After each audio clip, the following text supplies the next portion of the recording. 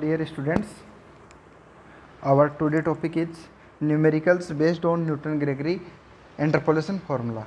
So students, in the previous lecture we have studied some formulae regarding Newton's Gregory forward interpolation formula, Newton-Gregory backward interpolation formula and Gauss central difference formula, जिसके अंदर अपने तीन पढ़े थे, Gauss forward, Gauss backward and Stirling interpolation formula. तो today we start numericals based on Newton Gregory interpolation formula. तो our first numerical is that from the following table calculate the value of Y for X is equal 46 and X is equal 63. तो students देखो, आपको यहाँ पर दो value पूछ रहा है. एक पूछ रहा है एक्स इज इक्वल 46. तो एक्स इज इक्वल 46 कहाँ पर आता है स्टूडेंट्स? इन दोनों के मिड में आता है. ठीक है, जैसे ही इन दोनों के मिड में आएगा तो अपने माइंड में क्या क्लिक करना चाहिए स्टूडेंट्स? कौन सा इंटरपोलेशन फार्मूला लगना चाहिए?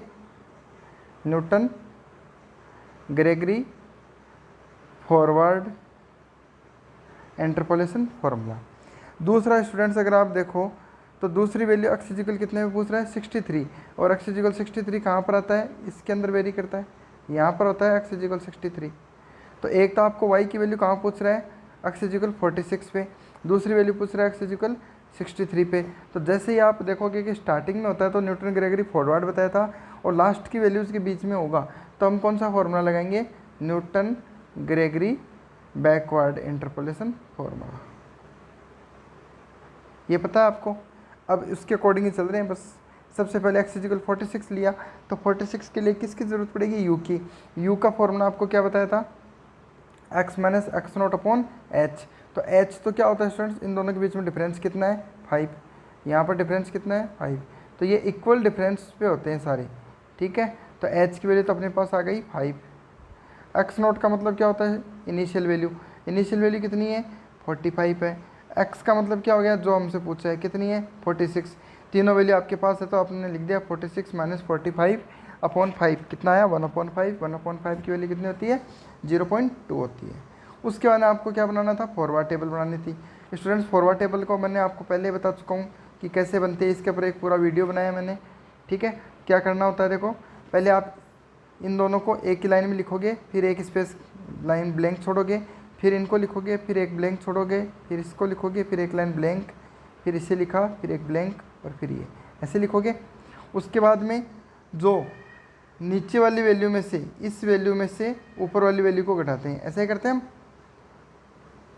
नीचे वाली वैल्यू में से ऊपर वाली वैल्यू को माइनस किया तो कहाँ दिखेंगे? यहाँ पर. तो देखो 96 छोटा है, 144 बड़ा है, तो वैल्यू किसकी आएगी? माइनस में आएगी. तो माइनस का 18 पॉइंट आया. फिर इस नीचे वाली वैल्यू में से ऊपर वाली को घटाओगे तो अगेन छोटा है तो माइनस की वैल्यू आ गई. फिर नीचे वाली वैल्यू में से ऊपर वाली वैल्यू को घटाया तो वापस से माइनस की वैल्यू आ रही है. 68 में से इसको घटाया तो माइनस की आ रही है. समझ में आ रही है स्टूडेंट्स? इसी तरीके से हम क्या करेंगे नेक्स्ट. अब ये डेल वाई वाली वैल्यू आ गई. अब हम क्या करेंगे? इस नीचे वाली वैल्यू में से इसको माइनस करेंगे तो आपको ये मिल जाएगा. आपको तो बस जब टेबल बनाओ ना तो इतना ही काम करना है, हर बार नीचे वाली वैल्यू में से ऊपर वाली वैल्यू को माइनस कर देना है. नीचे वाली वैल्यू में से ऊपर वाली वैल्यू को माइनस कर देना. ठीक है, तो आपको इस तरीके से टेबल क्रिएट होती जाएगी अपने आप ही. टेबल क्रिएट करने के बाद में स्टूडेंट्स क्या करना है? इनको नाम देना होता है. नाम कैसे देंगे हम? देखो फॉरवर्ड है तो फॉरवर्ड में ऊपर वाली वैल्यू का नाम दिया जाता है. सबको आपको बताया भी था मैंने, कॉन्सेप्ट भी बताया हुआ है, टेबल को याद करने का तरीका भी बताया है कि यानी पहली वैल्यू क्या होती है? हमेशा वाई नोट होगी. ये वैल्यू ऊपर से स्टार्ट हो रही है, फॉरवर्ड है तो डेल वाई नोट नाम होगा. इसका नाम ऊपर से स्टार्ट हो रहा है तो डेल स्क्वायर वाई नोट होगा. इसका डेल क्यूब वाई नोट होगा, डेल की पावर 4 वाई नोट होगा. ईजी एकदम. तो आप खुद देख सकते हो कि ये टेबल का कौन सा पार्ट यूज़ में आ रहा है? ये वाला. यही बताया था मैंने फॉरवर्ड में. और इनका नाम भी सबको बता दिया मैंने. वाई नोट होता है, डेल वाई नोट होता है, del square Y nought, del cube Y nought, del की पावर 4 वाई नोट. अगर आपसे कोई पूछे इसका नाम क्या है तो इसका नाम क्या होगा? एक बढ़ा दो, डेल वाई नोट से आगे क्या होगा? डेल वाई वन होगा. ये क्या होगा? डेल वाई टू होगा. ये डेल वाई थ्री होगा. ऐसे इनमें बढ़ाते जाना, Y one Y two Y one, इस तरीके से. ठीक है, तो अपने को टेबल से सारी वैल्यू मिल गई. अब हम फॉर्मूला देखते हैं. फॉर्मूला क्या था स्टूडेंट्स अपना? फॉर्मूला क्या था फॉरवर्ड का? फॉरवर्ड का ये फॉर्मूला दिखा था आपने. Y nought plus U del Y nought plus U minus 1 upon factorial 2 del square Y nought plus U minus 1 U minus 2 upon factorial 3 del cube Y nought U minus 1 U minus 2 U minus 3 upon factorial 4 del की power 4 Y nought. कहाँ तक चलना है? Only del की power 4 Y nought तक चलना है. क्यों चलना है यहाँ तक कि? क्योंकि लास्ट वैल्यू आपकी डेल की पावर 4 वाई नोट ही है. अगर डेल की पावर 5 वाई नोट होता तो हम एक स्टेप और चलते. अब आप देखो टेबल से सारी वैल्यू उठाइए अपने। वाई नॉट की वैल्यू क्या थी, ये थी। यू की वैल्यू आपने कैलकुलेट की थी स्टूडेंट, सबसे पहले 0.2 आई थी। डेल वाई नॉट की वैल्यू ये रही। इसी तरीके से सारी वैल्यू हमने फॉर्मूले में पुट कर दी। जैसे पुट करोगे तो आपको वाई की वैल्यू मिलेगी। अब वाई की वैल्यू कितनी मिल रही है, 110 माइनस 0.5256, तो 110 मिल रही है वाई की वैल्यू। तो 110 मिल रही है तो क्या हम चेक कर सकते हैं ये सही है या गलत है? यस, चेक कर सकते हैं स्टूडेंट्स। कैसे, देखो थोड़ा सा क्लिक आइडिया कर सकता है कि 46 कहाँ आता है, इन दोनों के बीच में आता है। ठीक है, 46 कहाँ आएगा, इन दोनों के मिड में। तो ऑब्वियसली जब 46 की जो वैल्यू आएगी वो भी इन दोनों के बीच में आएगी। तो कहीं ना कहीं 114 और ये 96 दोनों के बीच में क्या आ रहा है, 110 आता है। तो इसका मतलब अपना आंसर क्या है, सही है। यानी आपकी कैलकुलेशन जो है ना वो एकदम सही हुई है। ये इसका आइडिया लग जाएगा आपको। ठीक है स्टूडेंट्स, अब आते हैं बैकवर्ड पे। x = 63 पूछा है, तो x = 63 पे पूछा था स्टूडेंट्स, वही चीज़ सबसे पहले करना है। x n का मतलब क्या होता है students, final value. Final value कितनी है अपने पास क्वेश्चन में, 65 है। x जो पूछा है वो कितना है, 63 है। h कितना है, 5 है। बस वैल्यू पुट कर दो, तो 63 माइनस 65/5, तो वैल्यू आ रही है माइनस का 2.5, और माइनस का 2.5 को क्या लिख सकते हो, माइनस का 0.4 लिख सकते हो। अब आप बैकवर्ड की टेबल बना लो। बैकवर्ड की टेबल में मैंने आपको बार बार बता रहा हूँ स्टूडेंट्स, टेबल में कोई चेंज नहीं होता है, सारे डेटा सेम होंगे। क्यों होंगे सेम, क्योंकि नीचे वाली वैल्यू में से ऊपर वाली वैल्यू को ही माइनस किया जाता है हमेशा। तो देखो सारी टेबल पूरी सेम है, टेबल सेम है, बस जो इनको नोटेशन देंगे ना, नाम देंगे वो अलग देंगे। कैसे अलग देंगे, देखो ये नाम क्या है, वाई नोट है, इसका नाम क्या है, y1 होता है, ये क्या होता है, y2, ये क्या हो गया, y3, और ये क्या हो गया, y4। तो आपको पता चल गया कि जो लास्ट की वैल्यू है वो क्या है, y4 है। पता चल गया, ये क्या हो गया, y4। अगर ये y4 है ना स्टूडेंट्स, तो इससे आगे जब चलोगे ना तो नीचे से जो भी वैल्यू आएगी ना वो डेल y4 ही होगी। जैसे ये डेल y4 है, ये वैल्यू क्या हो जाएगी, डेल स्क्वायर y4 हो जाएगी, और ये वैल्यू क्या होगी, डेल क्यूब y4 हो गई, ये हो गई डेल की पावर 4 y4। अब इससे ऊपर अगर जाओगे तो घटते क्रम में जाओगे, जैसे डेल क्यूब y3 हो जाएगा, डेल क्यूब y2, डेल की पावर y1।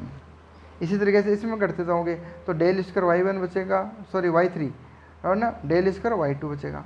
इसमें आओगे तो डेल क्यूब y4 आ गया, तो ये आगे डेल क्यूब y3, इसका नाम क्या है, डेल क्यूब y3।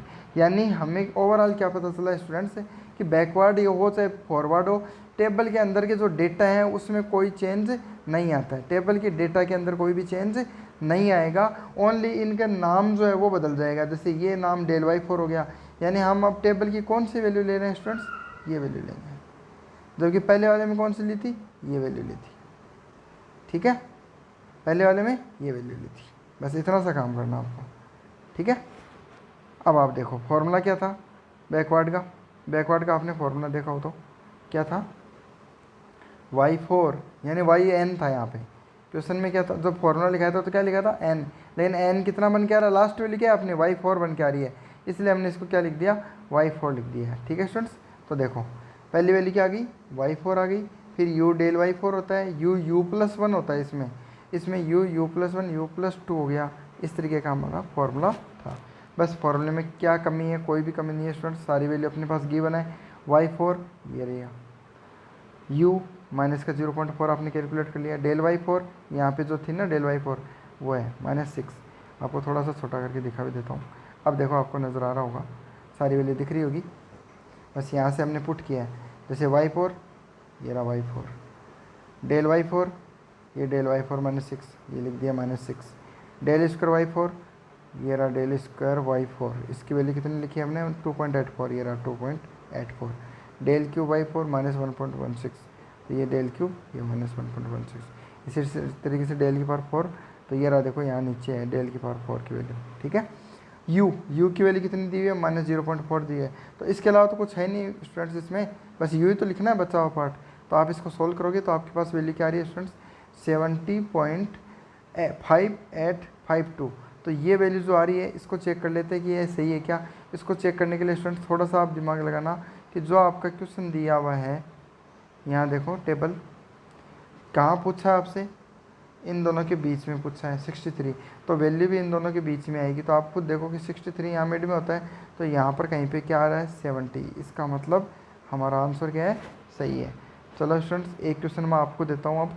देखो क्या लिखा हुआ है, the population of a city in thousands में है, were as under, estimate the population for the year 1965 and 1999। तो देखो स्टूडेंट्स, पहली वैल्यू आपको क्या पूछी है, वाई पूछा है। एक तरीके से आप इसे मानो कि वाई पूछा आपसे, वाई का पूछा है, अक्स इक्वल कितना हो 1965। तो 1965 स्टूडेंट्स किसके बीच में आता है, 1965 किसके बीच में आएगा, इन दोनों के बीच में आ रहा है कहीं, ठीक है। तो 1965 इन दोनों के बीच में आ रहा है, तो अक्स इज इक्वल 1965 है। इसका मतलब कौन सा फॉर्मूला लगाना पड़ेगा स्टूडेंट्स, वाई के लिए फॉरवर्ड इंटरपोलेशन फॉर्मूला लगेगा। इसी तरीके से नेक्स्ट आओ आप इधर, दूसरी वैल्यू पूछी आपसे 1999, 1999 कहाँ आएगा, इन दोनों के बीच में आएगा।